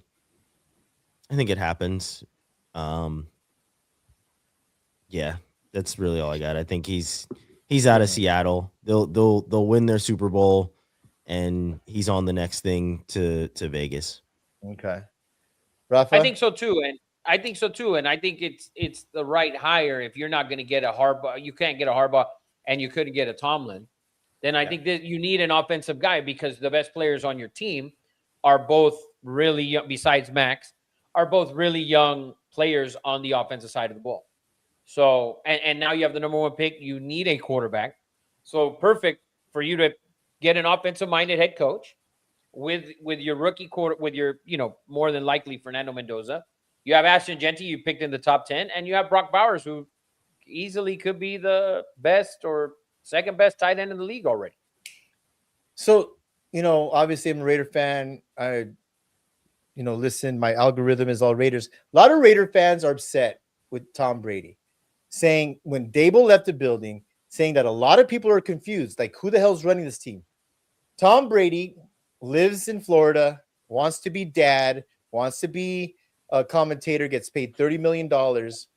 But also, I feel like if you're all in on the Raiders, Tom, and you want to turn this thing around, sort of need you, buddy. Sort of need to be the face so people trust you.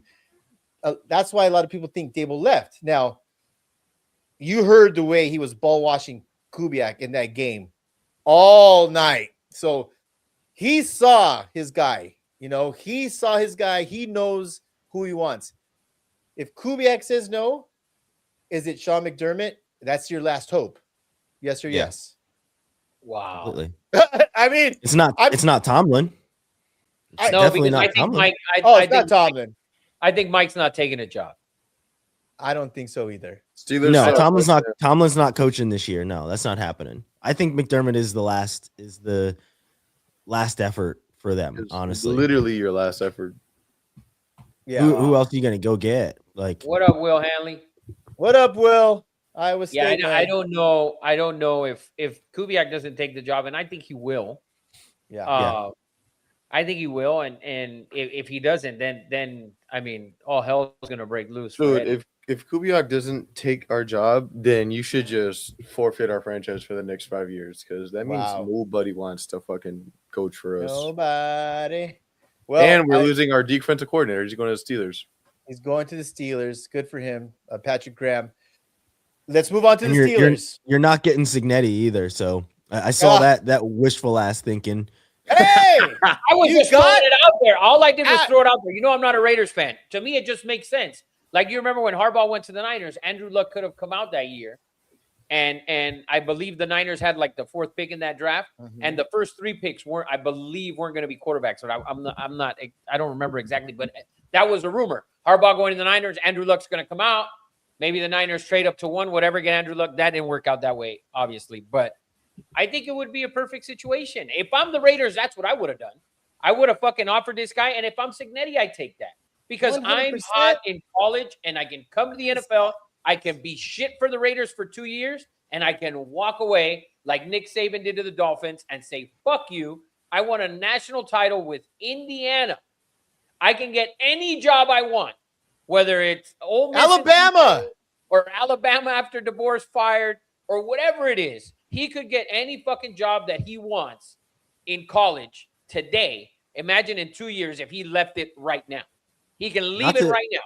Not to backtrack, but Indiana is why NIL is good I love it. because of the parity, that it has brought to the game. Nobody in a million years was thinking that Indiana was going to run the table and just dominate everybody the way that they did, and they 101 actually did favorites that. before the season started. Rafa still would bet, knowing the outcome, would say that they're going to lose this game. Rafa still, I agree with Rafa. What are you going to do? You can Play the only Big Ten championship 100 fucking times. Ohio State's going to win 99 more. Like, they'll win 99 times. if you're Kurt Signetti and you lose to Penn State, which you almost did, you're going to be a heel. I'm sorry. Like, leave. I agree with Rafa. It's only downhill from there. But let's move into Pittsburgh, right? Pennsylvania guy right here, through and through, Ryan Holmes. We like McCarthy. Personality wise, I don't think so, but I love the story of coming back home. I love that he knows, where the hospital is. I know where he knows to get the best fucking burger and shit. To me, a lot of people seem down on it. You had Tomlin. You weren't happy with that.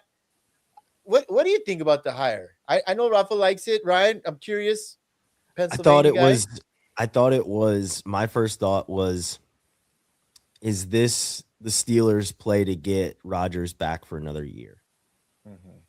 That was my thought. Like, because who's going to be your quarterback? Who are you going to go get? Rodgers going to be gone. Like, I don't remember who his backup even was, but is this a play to have Aaron Rodgers run it back one more time? Right. But I mean, they can either do that or they can draft a guy or they can go out and trade for something like, but that was my thought, is who's going to be your quarterback? Is this a play to get Aaron Rodgers to run it one more time? But I think the hire is good. I think they're good with the hire. I don't know if that was the plan. I think he was the best guy available besides the guy you fired and the guy who was in your division who you beat the last week of the season. I thought those were so to me, I think he was the best guy available. Mike McCarthy was. And I don't know if you're the owner or you're the ownership or anybody in that front office that wants Aaron Rodgers back. I know there's nobody to go out and get, but do you want Aaron Rodgers back? Realistically, if you're a Steelers fan, I don't think you want Aaron Rodgers back. He was the Texans defense manhandled him in that playoff game. I mean, it was just disgusting. And what weapon they're not able to run the ball. Like, they haven't been able to run the ball for a while now. And is that Mike Tomlin's fault? No, it was fucking, you got Najee Harris, who was good for one season. You have Warren back there, who's in reality more of a second back. Yeah. And, so to me, I don't know if it's and it's a good hire because I like Mike McCarthy. I think he's a winning football coach, and his record says he's a winning football coach. He might have underachieved in Dallas, but everyone's underachieved in Dallas since Jimmy Johnson and Barry Switzer. right? And so I think it's a good hire. I just don't know where the fuck they're gonna go at quarterback. Like, are you gonna give him a free year? And because you didn't give Mike Tomlin had Kenny Pickett and he still managed to go 500, and he might have won 9 games. I don't know if they were already at 17 games, but so what's gonna be the leash with the fans after next season? Which I don't think way the roster's constructed. I don't think they can win 7 games. I really don't. And I don't think Mike McCarthy's a better head coach than Mike Tomlin. Let's end on this as far as NFL. I heard something today, and to me, I thought it makes a lot of sense. If I'm Aaron Rodgers, there's only one place I want to play. It said that he wanted to go there last year. And if I'm Kevin McConnell, I want Aaron Rodgers in Minnesota. And I think O'Connell came out and said, we want to give him competition. You don't bring Aaron Rodgers for a quarterback competition. JJ McCarthy, whether you believe he's been healthy or it hasn't been given a chance, I would like to see Aaron Rodgers one more time with Jay Jettas, right? And the kid Addison and that offense, Hawkinson. I would like to see Aaron Rodgers in Minnesota in a dome, no weather, offensive coach, and offensive weapons. They don't want him though. Why wouldn't you? Why they wouldn't had their you? chance. He wanted to go to Minnesota. They said no. That was They before did they saw JJ play this year, Ryan. Doesn't matter. Doesn't matter. They didn't want him. Aaron Rodgers is a headache, man. Like he's a good player, but like he's a lot to handle. I agree. And he's shown that. And they're like, is it worth it, or do we want to try and develop this young kid? I'd much rather try and develop this young kid than potentially have him for 1 year. I'm with Ryan on that because you're not. If you would have got Aaron Rodgers this year, because last year you had a 15-2 football team or 14-3, and you lost, your first game in the playoffs. I think this year would have made more sense for Minnesota because you had the kid coming off of an injury and him sitting 1 year behind Aaron Rodgers, actually sitting. Last year he had no choice because he was hurt. But, we've seen what sitting behind Brett Favre did for Aaron Rodgers. We saw what sitting behind Aaron Rodgers for Jordan Love, what it's done. And you can see the way they play, and I don't care what people say. You watch Brett Favre, watch Aaron Rodgers, watch Jordan Love, the similar tendencies are all there. The drop back, the way they throw the ball, the way certain things, mannerisms, all of that, they're all there. I think that if he would have gone to Minnesota, I think the year would have been this year to go to Minnesota. I don't think you're too far away now. Last year, you had a great year. All right, we may need a better quarterback to win a playoff game. It could have been the mindset, right? Although that quarterback went and he's now playing in the Super Bowl and probably going to win it. But that could have been the mindset. This year, I don't think so. So that's my take on Rodgers. I wouldn't come back. If I'm Aaron Rodgers, I'm not coming back to that division and seeing Myles Garrett twice a year to get my nobody. I'm not playing the Ravens twice again. No. Yeah, I'm not doing it. So, by the way, Eddie, we didn't cover it. The Buffalo Bills. Oh, yeah. The Buffalo Bills. Joe Brady. Let's do it. Bro, you hired the offensive coordinator. It's wild. Like, why? Wild. And I know the offense wasn't the problem because they and listen, I said this to some.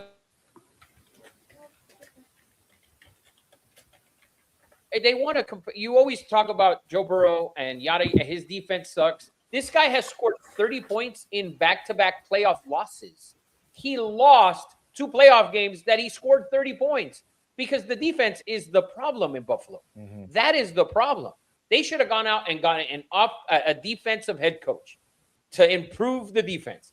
It could have been Robert Saleh if you want to give him a chance. Brian Flores would have been perfect for that team to improve that defense. Not a guy who's already been there. I already know what the offense can do. It can do whatever the fuck Josh Allen wants to do. You need a defense. You need to go out and get the best coordinator you can on defense because obviously you hired the offensive coordinator to be the head coach, which I think was a terrible decision. I agree. It's crazy. Ryan? I Sorry, I was reading something. Yeah, I don't know. Like I said, I was reading something that just came It's through a my email. it's a lateral move at best. What really changes? I agree with Rafa. Defense has been the problem. Also, get Josh Allen a couple of receivers, man. Get him a couple of receivers. That's not even the problem, Eddie. They're scoring 30 points and losing football games. Yeah, but That's not the problem. Like they want to say, oh, Josh Allen didn't play good in that game. They were down 23-10. A lot of it was his fault that they were down 23-10. They came back in that game. They came back in that game on the road, by the way, against an elite defense who you saw what they did to the runner-up for MVP last weekend. He scored 10 points on 86 yards passing. And Josh Allen dominated that defense, put up 30 on them, and lost the game. And they lost the game. They need a defensive-minded head coach. And it should have been Brian Flores. Your offensive coordinator was going nowhere. Did he even interview for any other job? Probably not. Yeah, they were the only one that wanted him. Yeah. Nobody wanted him. He was still going to be your guy. And if he would have walked, I would have made an effort to go and get Brian Dable as my offensive coordinator and Brian Flores as my head coach to run that defense, and the Buffalo Bills would have been there as they've been for the last 6, 7, 8 years, whatever the fuck it is. Yeah. Agree. Yeah, it's definitely surprising that they hired Joe Brady. And I think it was Dan Orlovsky that said, don't hire one of Josh Allen's boys. Like, don't hire somebody just because he's cool with Josh Allen. But you know that he was in the meetings. I feel like Josh Allen was in the interviews for the head coaches. So this was his guy. And now the thing is, next year, when you're fucking, if you're 12-5 and you lose in the second round of the playoffs yet again, we hired your boy. Yeah. When we could have gone out and got, and to me, Eddie, I know they need receivers. And I make a focus. I make it a point to upgrade that defense any which way possible. Whoever the best defensive end is available, that's who I'm going to go get. Whoever the best linebacker is available, I'm going to offer him all the money that I'm allowed to offer him, that I have the cap space for, because that team needs defense. You can't score 30 points in playoff games and lose. Year after year, back-to-back years, they've scored 30 points and lost in playoff games. It just can't happen. Facts. Yeah. Well, that's NFL. I think we've covered everything. Eddie Money, what do you want to pivot to, man? Only other things I had were some NBA trade deadline talk. Today it came out that Giannis is looking to be moved for sure before February 5th. So the main landing spots for him came out today as the Heat, the Knicks, and the Timberwolves. I was thinking if you guys have any other spots for him or any crazy trade packages you guys have in mind for Giannis. Before you guys say anything, this is what happened last year. I have people texting me how garbage the NBA was. We were talking about it. Adam Silver, this needs to happen. This will breathe life, like Luka brought life back to the NBA when he was traded to the Lakers. It needs to be revived. People are not watching. People don't know who the players are. Giannis in a different uniform will revive the NBA as Luka did last year. I'm here in Golden State. You guys take it away. So I said this like 2 months ago that I thought the best team to trade for Giannis with the most assets to trade would be the Spurs. And the Spurs came out like an hour or two ago and said that they weren't in play for Giannis. I like the Spurs. I think they're one of the best teams in the West. And to me, I think and I said it before they even went on that little run where they beat the Thunder in 3 times in 11 days. Yeah. I said it on here that I thought that's the team that can beat the Thunder because of the players that they have. And they came out and they said they're not in play for him, right? And they said that a little bit ago. So the Knicks were in play. The Bridges contract, I think they're now going to be able to trade him. That was one of the deals where that was mentioned, where now Bridges, since he was signed or whatever, now he can move. I think it's within the next couple of weeks he'll be able to be moved. The Knicks can make a play. I thought Miami for sure because they have pieces as well that they can move. But to make a splash, like going to Miami Miami's not going to attract people to watch the NBA. It's just not. Mhm. They Not watch anymore. them because they had Shaq when they traded for Shaq, and then they signed LeBron and Bosh, and that's attracted people to watch the NBA. You want to attract people to watch the NBA? You trade Giannis to the Knicks. You maybe trade him to play with Ant. You trade him to maybe play in Dallas, because in Dallas it'd work out. Listen, Anthony Davis is hurt. You can trade Anthony Davis for Giannis. The Milwaukee's, it's perfect. You trade him, you get rid of, maybe you throw in PJ or whatever, and you have Giannis with Kyrie coming back and Cooper Flag, and they have pieces to get into the playoffs and make a run. I think going to Dallas, I think, would be perfect for them. They didn't mention Phoenix. Phoenix has assets that they can trade. Green can move again for Giannis and pair Giannis with Booker. I mean, Giannis and Booker would be phenomenal. The Clippers are out, right? They're old as shit.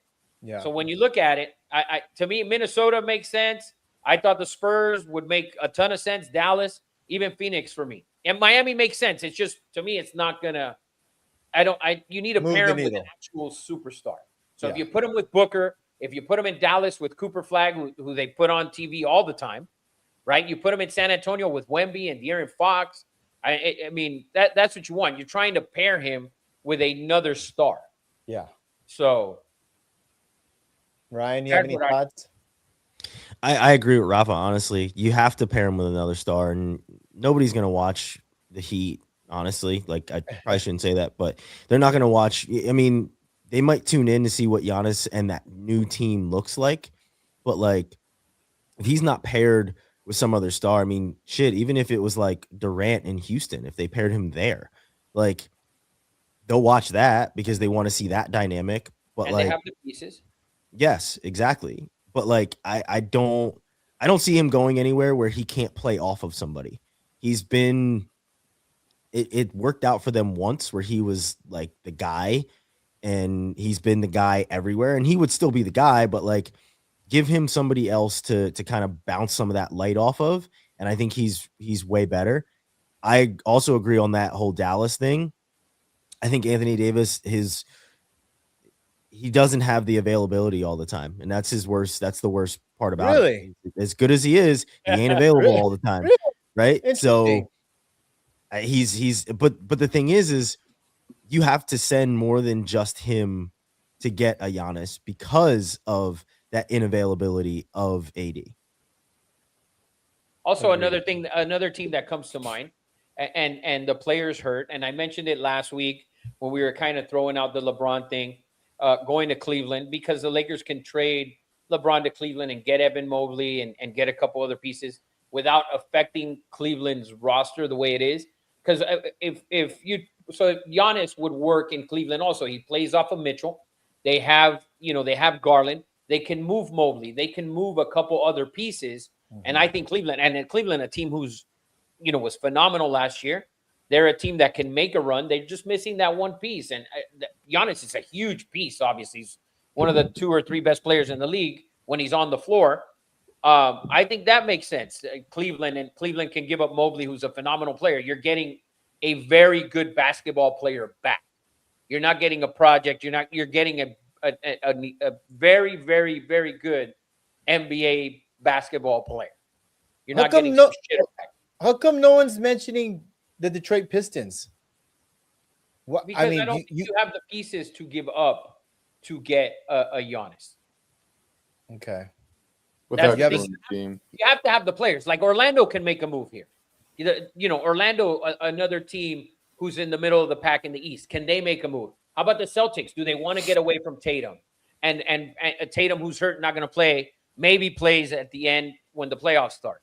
So would you move if you're the Celtics and Brad Stevens up there? Do you move Tatum for Giannis?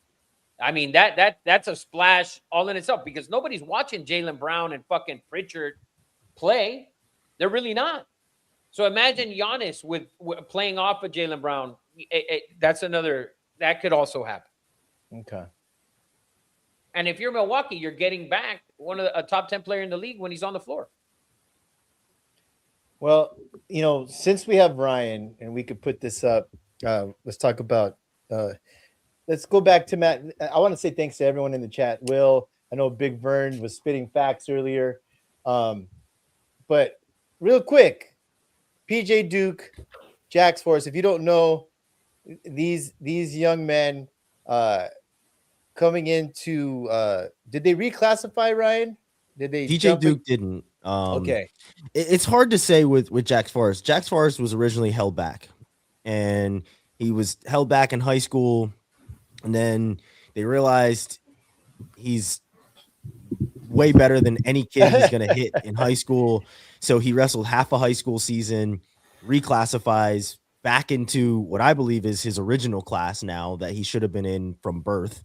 And now he's a college freshman, true freshman, in the same year that he graduates high school. And now he's in the starting lineup. So I think that Jax is doing something that, you know, nobody else has ever done in wrestling and in reclassifying to jump into college. We see it all the time in football. I mean, we saw Quinn Ewers do it when he went to Ohio State. That was an NIL play, obviously, but he did it, went to Ohio State because he couldn't get NIL dollars as a high school player in Texas. But Jax is a phenomenal wrestler.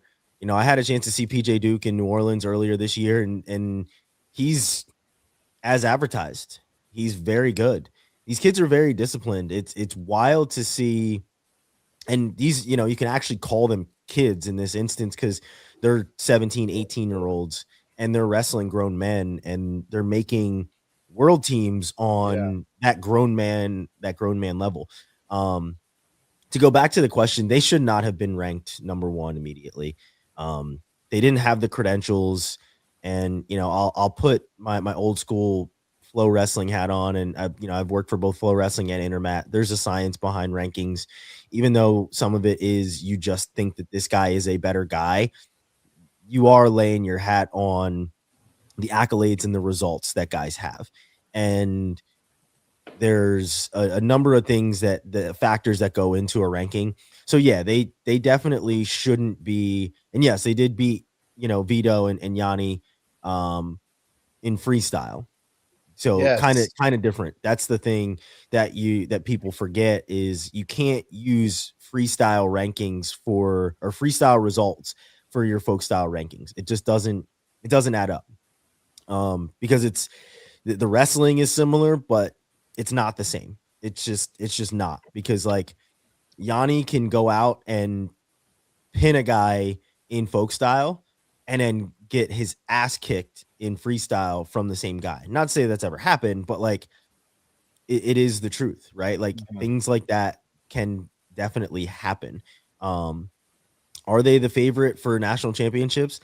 I don't think that Jax is the favorite. It's tough for me to say that Jax Forrest is the favorite for a national championship when Lucas Bird is still there.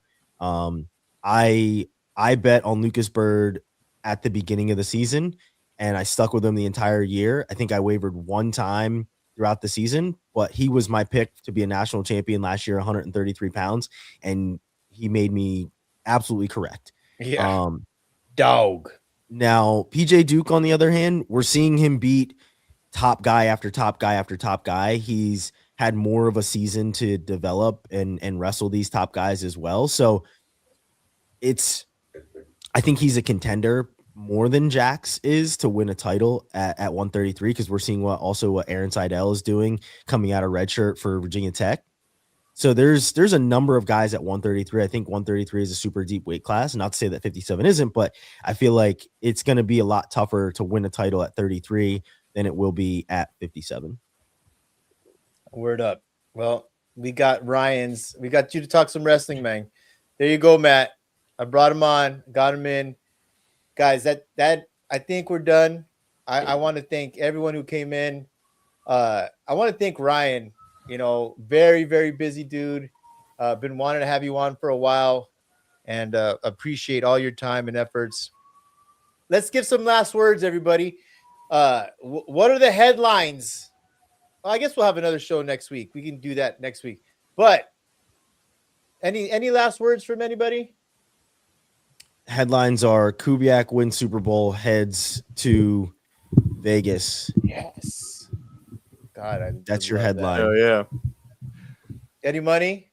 My headline is start to enjoy another sport since football is leaving. Yes. I found last year I was watching baseball every day. Right now I'm watching hockey every day. Hockey's great. And hockey is amazing. Hockey's And great. it'll soon be baseball soon in about 2 months. Yes, I think a little less. Yeah, Rafa the little less than Guru. 2 months. Big trade's gonna happen. Giannis, we know, is moving. Anything else? I think Giannis gets traded before Monday. Yeah, I agree. Well, guys, No Super Bowl headline yet. We got another week. yeah, we have another Yeah. week. Episode 168 in the books. Ryan, thanks for joining us. Stay warm in Austin. I'm guessing it's cold in Austin. It's cold here, yeah. We were fortunate enough. My girlfriend and I booked a trip to Florida. We went to Disney over the weekend and Nice. hung out, drank around the world, had some good food and Ooh. went on some rides That's as the cold and the ice hit Austin. We were on a plane to Orlando, and then we came back and everything was basically gone for the most part. So it's now about 60, 65, still a little chilly, still some ice on the ground, but yeah, it's nice here. We're in a good spot. Let me end it by saying good luck to the man that sees all, that knows all, that puts his nuts on the line for you. Rafa playing in a really, really anticipated big golf tournament, playing with some pros in the mix. Ryan, if you don't know, Rafa putting in work, man, putting in the work. I'm going to be there as a volunteer. That's how bad I suck. I need to know how much you guys had to change your swings. You guys got these new bodies Yeah. that you're showcasing all over the gram. I see you both on the course swinging it. Yeah, man. Golf club, that is. But these new bodies, you got to change the swing. You feel a little bit less power now. 100% less power. For me, is like a ton, like No, 25, 30 yards less. I BP 157, Ryan Wolverine. I got all kinds of fucking shit flowing through my body. I feel freaking great. I hope you're not letting your wife beat you either, Eddie. Dude, Not yet, but it's coming soon. I'm dude, sure it is. she beat me on the first 2 holes. She just came in. She knows I'm having a podcast. She puts in. She's like, I can't hear. She's like, book 750 tomorrow. I'm like, I'm doing a fucking podcast. How about you book 750 tomorrow? Like, what the hell? Yeah, no, she's addicted. It's fucking awesome. Feel great, Ryan. But thanks again, Rafa. Win that damn tournament, man. Let's get. Where's the tournament at? Torrey Pines. Okay. It's at the same time where the pros are going to be on the north course and you're going to be on the south course. No, the pros are on north and south for Thursday, Friday. They'll be on the south for Saturday, Sunday. We'll be on the north on Sunday. Yeah. Rafa's going to be rubbing elbows, man. With I don't know about all that. By the way, Yeah. Ryan, I've never Gonna be walked. rubbing for show. I've never walked a full 18. We have to walk, so there's Yeah. no cart. There's no carts. I walked 9 the other day, and it wasn't terrible, but so I can only imagine how it's gonna be to walk the 18 Yeah. on Sunday, man. Yeah. Gotta No, make but sure you're super excited. I need to get some footage. Thanks again, Ryan. Everyone have a safe weekend. May all your gambling bets win and win some money. Everyone stay safe. Love y'all. And we'll see you next week, man. Peace. Oh yeah.